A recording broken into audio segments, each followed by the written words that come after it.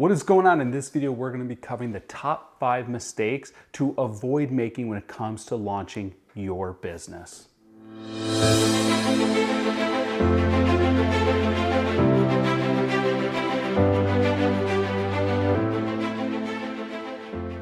Hey there, my name is James Patrick. I'm an internationally published photographer with more than 500 magazine covers to my credit. I am the author of the book Fit Business Guide, the workout plan for your brand, which became an Amazon bestseller. I'm the host of the entrepreneurial podcast Beyond the Image, and I'm the founder and creator of the annual Fitposium Conference and Online Education Network. And in this week's video, I'm going to be covering the 5 mistakes that I personally have made when it came to launching a new business, a new brand, a new product, and a new service.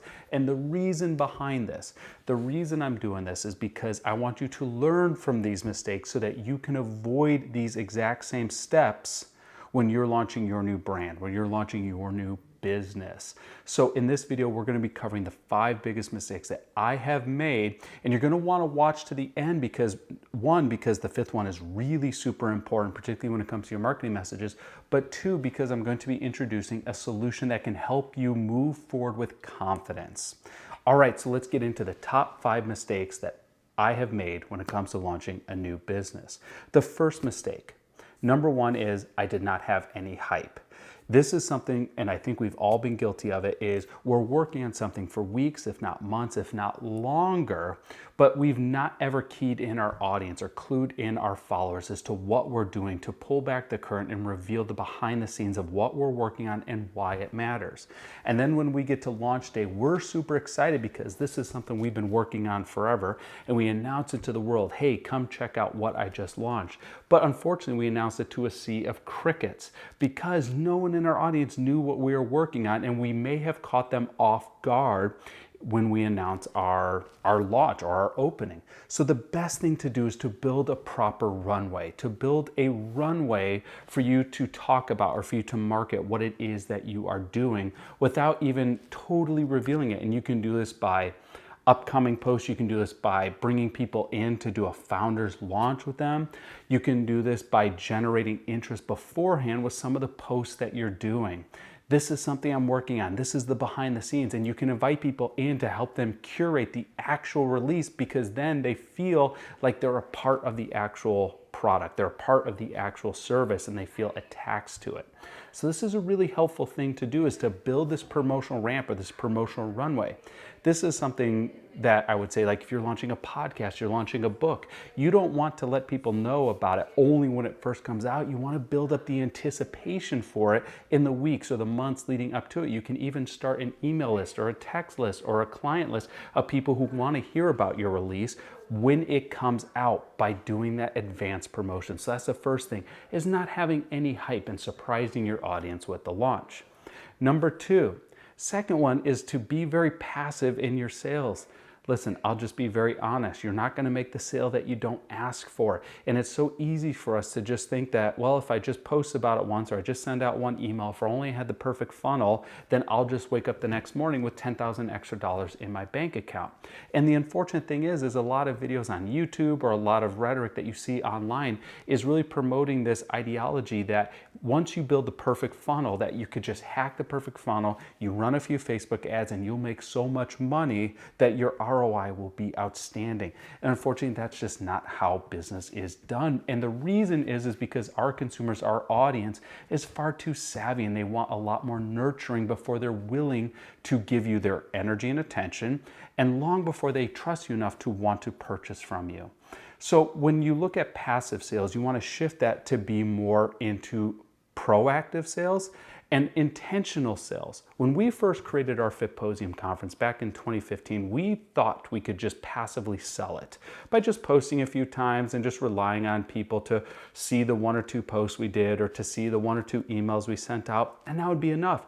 But this is a brand new product. It had never existed before, and no one really knew what it was, and most importantly, no one knew why they needed to be there or why it benefited them. And after a few months of selling, we had only sold 2 tickets. That's it, just 2 tickets. So what we ended up having to do was push the date of the conference back. We pushed the day of the conference back by 3 months, and then we got very intentional with our marketing, when we were going to post, what we were going to post about, what our messaging was, and how we were going to communicate the value of the conference. And we did it across multi-platforms, and we ended up selling out the conference, which we had done every single year. We had done an in-person conference. We ended up selling out because we set the intention behind the sales and the marketing. We were not passive about it. So that's the second mistake. The third mistake is to hold on to an idea trying to perfect it. Listen, if you're holding on to an idea because you're trying to perfect it, what you're actually doing is you are preventing it from getting into the hands of the people who need it the most, preventing your solution from getting in front of your audience members who are needing that solution. And this is something that I've done personally. I had launched an ebook a year and a half later than what I needed to do. Why? Because I thought I just needed to perfect it. And I hear this a lot. If only I get the right certification, if only I rework this course a few more times, if only I record a few more episodes of this podcast before I hit publish, before I release, before I hit print, then it will be perfect. Listen, there is no perfection. It is not attainable. So to hold back your idea for perfection is actually doing a disservice to your audience. But the closer you can get to perfection is done by putting your brand, your product, your service into the hands of your target audience. Because once you do that, then you get feedback. You get feedback on how to adjust, how to adapt, how to refine, or how to re-release the next version or the next iteration. We need to stop looking at our brands, our launches, as static documents. Your course is not static. Even your book is not a static document. It is dynamic and it evolves with your audience. And that's something to pay very close attention to, is whatever you create will evolve with your audience. And you want to invite that opportunity versus trying to close it off. Okay, so that's the third thing. Do not hold back on your ideas thinking you're trying to perfect it. The only thing that can get closer to perfection is getting it into the hands of the people who need it the most. Number 4 is you relied too much on social media. And I've made this mistake too, where I just thought if I just post enough content on social media and if I just ran enough ads on social media, that's all that was required for people to see the full scope of what we were trying to do. And the truth is it needs to be much more nuanced than that. Just posting a bunch of stuff on social media or running a lot of ads on social media is not really communicating the value of what you're offering to your audience. Your audience, once again, has a very short attention span. And to earn their attention, you must nurture their attention. You have to do things that do not scale. And I will say this, relationships do not scale, but having great relationships will allow you to scale. If I had to make a lot of revenue in a very short period of time, and my options were A, post a bunch of stuff on social media, meaning like swipe up ads and a bunch of promotions trying to get people to buy something, or B, just start a handful of conversations and try to engage and build trust and rapport with the audience. The second one, the latter one, building trust, building rapport, building connections, is going to win out every single time. And it might not win out in the short run, but it's definitely going to win out in the long run. We as consumers want to be nurtured a long time before we're ever pitched or before we're ever sold to. Like I said, there was an attention crash and our audience needs to be nurtured. We need to get their attention. We do that by offering great value. We offer great value, we get their attention. Once we have their attention, we continue to deliver enormous value until we've built that trust and we've built that rapport. And then purchasing from you is going to seem like a no-brainer because of how much you've given to this relationship, and they're going to want to take part in what you have next. All right, so that's the fourth one. It's just relying too much on social media. And also, by the way, social media, your social media list, your Instagram followers, that's a list you do not own. You do not own that audience, but there are things you do own. You do own your consumer list. You do own your text list. You do own your email list. So to have a multifaceted approach into how you're trying to reach your audience and how you're trying to grow your relationship with your audience so that when the time comes to sell, you can make more sales. And then the number 5 thing that comes to top mistakes that I've made when it comes to launching something is I've focused too much on the features and not enough on the benefits. When I talk about features, imagine you have an e-course and you're listing out it's this number of weeks or this many modules and you get these many downloads and it's over the course of this many days and we're featuring these speakers. Listen, those are all great features and you want to mention those features, but you don't want to hone in. That's not the core of what you're trying to do. You need to focus on the benefit, why this really matters to your target audience. So a great way to think about this is to think about who your audience audience is and where they are right now in very specific detail. And more specifically, you want to touch upon the pain points that they have. What are they feeling right now? What do they need right now? What is the obstacle in front of them? Because everyone in your audience has an obstacle in front of them. That's why you are entering into their life, is because of this obstacle. Because your path, your plan, your product, your service is the path through or over this obstacle that's in front of them. So on the other side of this obstacle, there's an aspirational identity. Who do they want to be? What do they want to achieve? Who do they aspire to become? It's important to articulate that as well, because once again, your product, your brand, your service is the gap or is the bridge over this gap. You're connecting where they are today to the aspirational identity that they want to achieve tomorrow. And that tomorrow could mean in 4 weeks or 3 months or in a year or 3 years, whatever your plan, your process is. But you want to clearly define who they are today.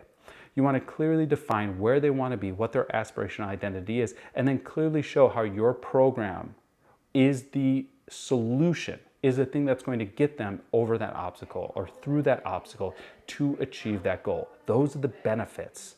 It's the benefits. It's not the number of one-on-one calls you get. That's a feature. That's just an add-on. We don't purchase for features. We purchase for benefits. And then we go back and look at the features and justify our decision. Once again, we purchase for the benefits, and then we go back later after we've made the purchase, either literally made the purchase or made the purchase in our mind, and we justify the purchase by looking at the features. So focus on the benefits, and that is getting into the mind of your target client to understand where they are today, where they want to be tomorrow, and showcasing that your program is the bridge to that gap. So once again, those top 5 things are: 1 is not having a hype schedule. 2 is focusing just on passive sales and not being intentional and proactive about your sales and marketing. 3 is holding back on the idea too long. Number 4 is relying too much on social media. And then number 5 is focusing on the features, not the benefits. Now, the reason I bring up these 5 is because I want to give you a clear path so you can create your launch, or take what you've already done and take it to that next level to accelerate it further beyond where you are right now. And that's why we created the launch program. And the whole idea of the launch program is to give you a proven framework to grow your business, to grow your brand, to get your idea in front of your target audience, and to start generating revenue. And we've put dozens of entrepreneurs through our launch program. So that's how we know it is a tested and is a proven framework to profit. Every week we are going to give you clarity, because we are not going to be showing you steps 11 through 100 when you need to be focusing on steps 1 through 10. And each week we'll guide you through this masterclass to show you what steps you need to focus on and how you need to move this forward so you will get to profit by the end of this course. So if this is resonating with you, if this is for you, head over to committolaunch.com. That's committolaunch.com. And if you sign up for launch, you are actually going to get a free one-on-one call with me, a coaching call with me. And in this coaching call, we're going to talk about your ideas. We're going to talk about your direction. We're going to talk about your obstacles, because my mission is to give you clarity, to give you the clarity to move forward with your idea, to get it to market, to test it, and to get that feedback so you can improve it. You know, there's a lot of coaches that will just teach you how to want more things. That's not me. We want to teach you how to build your business through strategy, through action, through implementation. And that's what launch is all about. So I hope you join us. It's committolaunch.com. Thank you so much for tuning into this video. Click the subscribe button below to get updated on weekly videos that we're putting out to help you build your brand and your business. Thank you so much again.